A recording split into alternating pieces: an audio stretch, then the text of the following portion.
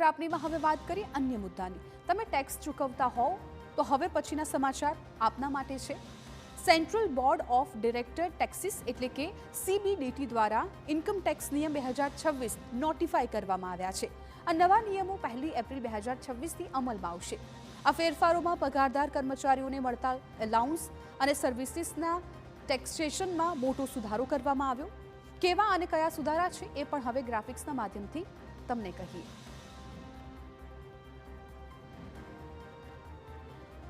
આપ વોલ ગ્રાફિક્સમાં જોઈ શકો છો। સૌથી પહેલા આપણે વાત પાન કાર્ડની કરીએ કે પાન જાણકારી માટે લિમિટ છે વધારવામાં આવી છે। 4 મુખ્ય વ્યવહારોમાં ફેરફાર કરવામાં આવ્યા છે। સૌથી પહેલા તેના પર નજર કરી લઈએ। સૌથી પહેલા વાત બેંકની, તો બેંકમાં કેશ વ્યવહાર વાર્ષિક 10 લાખથી વધુ કરવામાં આવ્યો છે।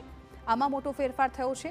આ સાથે જ કેશ જમા કે ઉપાડ પર ઉપયોગ કરવામાં આવશે। શેની વાત થઈ રહી છે તો કે પાન કાર્ડ, ત્યારે જ પાન કાર્ડ આપવું પડશે। એટલે જ્યારે વાર્ષિક 10 લાખની રકમ હોય ત્યારે જ એ પાન કાર્ડ આપવાનું રહેશે। નવા નિયમ આ પ્રમાણે છે।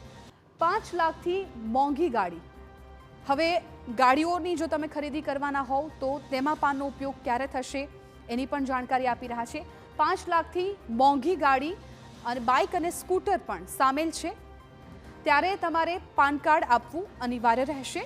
તે પ્રકારનું આ નવા નિયમમાં જાણવા મળી રહ્યું છે। એટલે તમે હવે બાઇક કે સ્કૂટર ખરીદો છો અને એ 5 લાખથી મોંઘું છે તો પછી તમારે પાન કાર્ડ આપવાનું રહેશે। હવે હોટેલ અને ઇવેન્ટ પેમેન્ટની જો વાત કરી લઈએ ત્યારે પાન કાર્ડનો ઉપયોગ કેવી રીતે થશે તો 1 લાખથી વધારે જો તમારે પેમેન્ટ કરવાનું હોય ત્યારે તમારે પાન કાર્ડ આપવું જરૂરી રહેશે।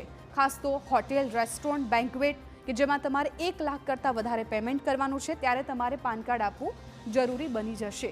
હવે વાત કરીએ મકાન જમીન વ્યવહારની, તો 20 લાખથી વધુની જો તમારે ડીલ કરવાની હોય, ખરીદી, વેચાણ કે ગિફ્ટ માટે તમારે 20 લાખથી વધારેની ખરીદી કરવાની હોય, જોઈન્ટ ડેવલપમેન્ટ પણ સામેલ હોય, આવા સમયે નોકરી બદલો તો જૂના નવા ટેક્સ રિજીમની જાણકારી જ્યારે આપવાની હોય, પહેલાં આપણે મકાનની વાત કરી હતી અને આ નોકરીની વાત છે। નોકરી બદલો ત્યારે અને નવી કંપનીને પાછલી કંપનીની માહિતી આપવી પડશે। આવા સમયે તમારે પાન કાર્ડનો ઉપયોગ કરવાનો રહેશે।